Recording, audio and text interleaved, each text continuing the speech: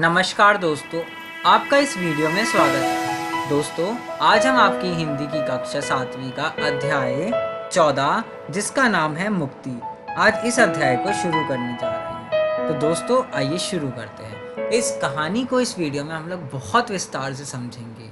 आइए दोस्तों, इसकी भूमिका को जानें। सबसे पहले हम एक शॉर्ट में जान लें कि इस कहानी में ये बता क्या रहा है। जो एक कहानी है, लेखक के जीवन पर घटी 2 घटनाओं से जुड़ी हुई है।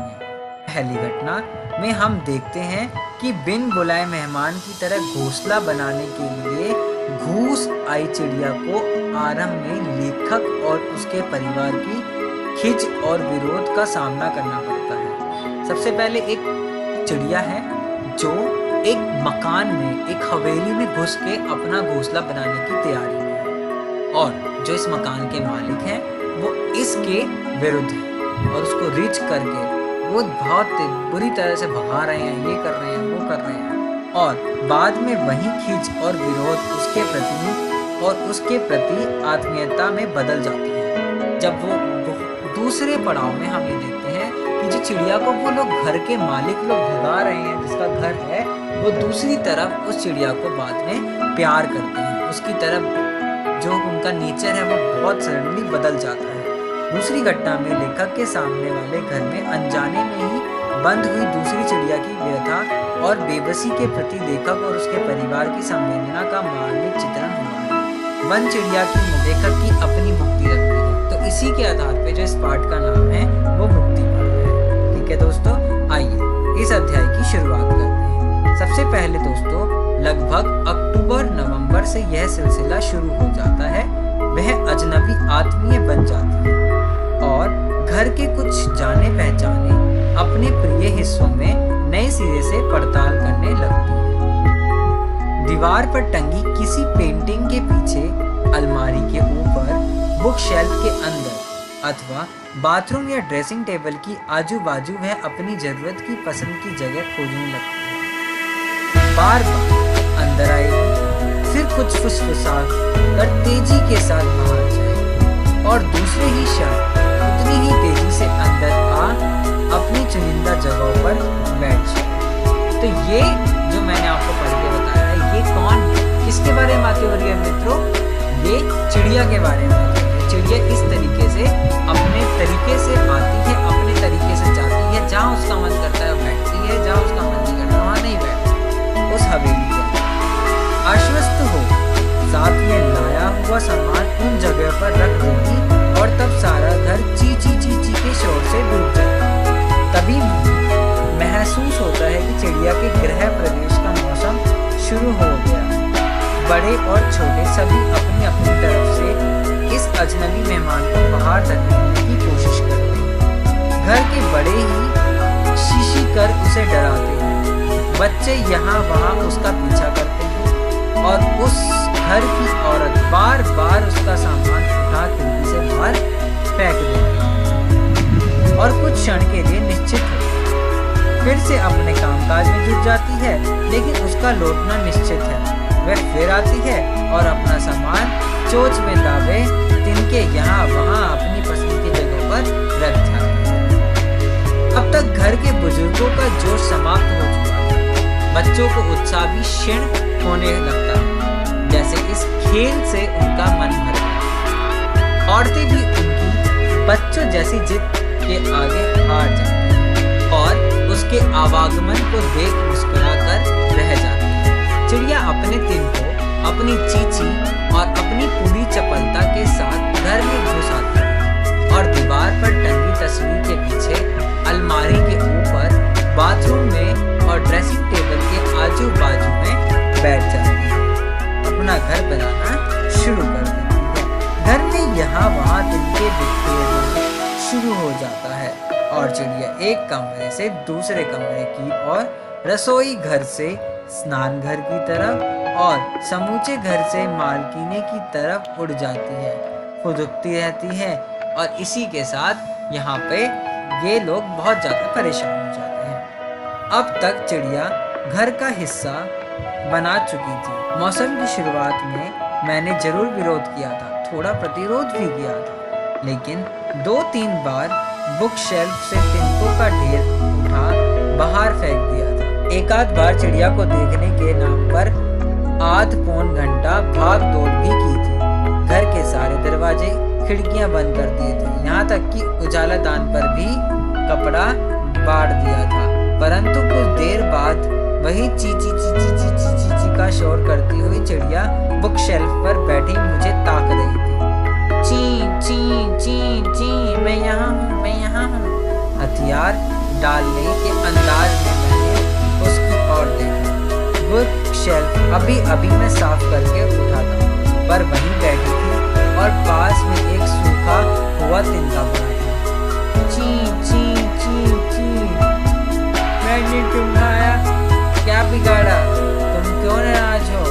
उसकी बेचैनी, सरलता और आत्मीयता को देख मैं करुणा और दुलार से भर गया। चेहरे पर का तनाव भूल गया और उसकी जगह चिड़िया जैसी ही मुस्कुराने तैरने लगी। मैंने उठकर फिर से खिड़कियां खोल दी, पर्दे खींच कर एक और कर दिया और प्यार से पूछा, अब तो तू खुश है ना? ची ची ची, अब तुम्हारी हमारी दोस्ती, आखिर ये मेरा भी तो घर है। खुली खिड़की से एकदम वह बाहर आ जाती है, फिर तेजी से आती है, तेजी से चली जाती है। कभी रस्सी का टुकड़ा, कभी पत्ते, छोटे बड़े तिनके, रुई के फाय, रद्दी, कपड़े का चिंदिया और ना जाने क्या क्या वह ला ला कर उसी जगह जमाने लगती है। अब उसे किसी का डर नहीं। पत्नी ने मुस्कुरा कर कहा था, मैंने कहा ना था, इससे पार पाना कठिन है, बड़ी जिद्दी है। एक बार जो जगह पसंद कर ली वह वहीं पर ही घर बसाती है। आप बेकार परेशान हो रहे थे और फिर मैं भी कितनी बार परेशान हुई और फिर कहती है मैं भी कितनी प्यारी तो हूँ। शाम तक चिड़िया का घर बन चुका था। मैं लौट कर आया तो देखा कि वह अपने घर में बैठी थी, कभी बाहर कभी अंदर, फिर अपनी चोंच से तिनकों को ठीक करने लगती। तो चिड़िया रानी, तुमने घर बना ही लिया। मैं चिड़िया का घर देखकर थोड़ा ज्यादा ही प्रसन्न हो उठा। ची ची ची ची, कैसा है मेरा घर? वह घर के बाहर किताब पर बैठी हुई थी। मैंने गौर से देखा तो पुस्तकों पर चिड़िया की बीट के निशान थे। मैंने उसे फटकारना चाहा, थोड़ा नकली गुस्सा भी किया। यह क्या?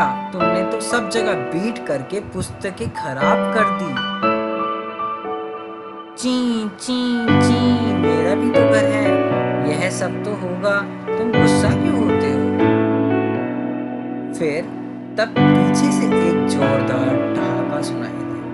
पलट कर देखा तो पाया कि पत्नी और नन्ही पोती चिंकी दोनों खड़ी खड़ी हंस रही थी।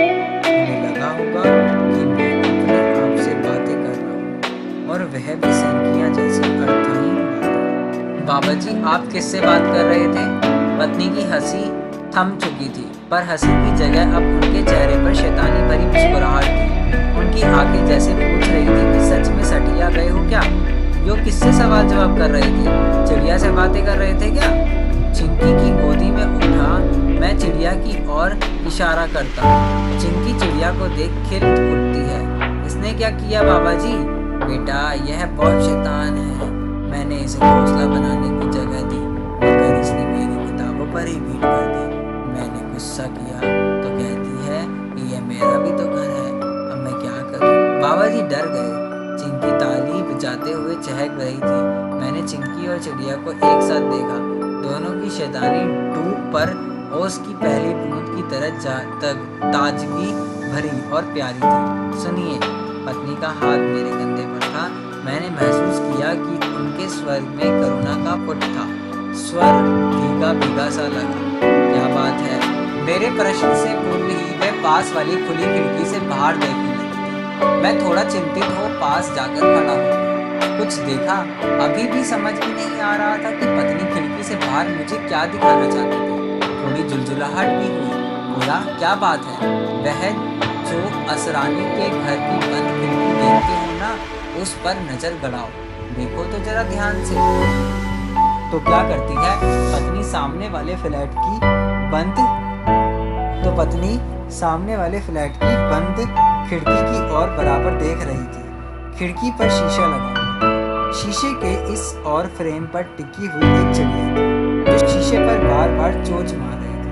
चोंच मारते समय चिड़िया का संतुलन बिगड़ जाता था। वह पंख फैला स्वयं को संतुलित करती और फिर शीशे के पास जाकर प्रहार करती रहती। शायद अंदर जाना चाहती है। मैंने सहज भाव से तभी मेरी गोदी में चढ़ी चिंकी लगभग चिल्ला उठी, बाबा जी, एक चिड़िया अंदर है। किसने बंद किया चिड़िया को? पत्नी का संकेत स्पष्ट हो रहा था। मेरे दृष्टिपथ में छाया कुहासा साफ हो गया था और अब सब कुछ साफ नजर आ रहा था। बंद खिड़की के दोनों ओर चिड़िया थी। एक पहाड़ थी, मुक्त थी, मगर कांच की दीवार को तोड़ना चाहती थी। उसके प्रहार में आक्रोश था, गुस्सा था, झुंझुलाहट थी और कड़वाहट थी। जिसकी खिड़की के भीतर एक और चिड़िया थी जो चारों ओर से बंद थी, बंद दरवाजों और बंद खिड़कियों में कैद थी, घिरी हुई थी, असहाय और कुंठित सी। वह भी अंदर से कांच पर अपनी चोंच मार रही थी, ची ची करती हुई, बंद कमरे में चक्कर लगाती हुई और फिर खिड़की के कांच पर प्रहार करने लगती थी। एक बच्चा भी है, वह भी खिड़की के पीछे ही है। पत्नी की आंखों में करुणा तैरने लगी और उन्होंने भारी मन से खिड़की से आंखें हटा ली। सुनो, ये असरानी परिवार यही 15 दिन नहीं लौटा तो चिड़िया और उसका बच्चा 15 दिनों में ही बंद रहेंगे और तो मर जाएंगे। मगर जाति बाद असरानी को भी तो देखना चाहिए था ना। चिड़िया को बंद कर भाई ऐश करने चला गया। देखो ना कितनी बावली हो गई है। मुझे कोई रास्ता नजर नहीं आ रहा था।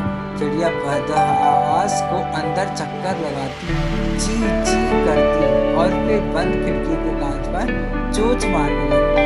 खाने को दाना भी ना होगा और साथ में बच्चा।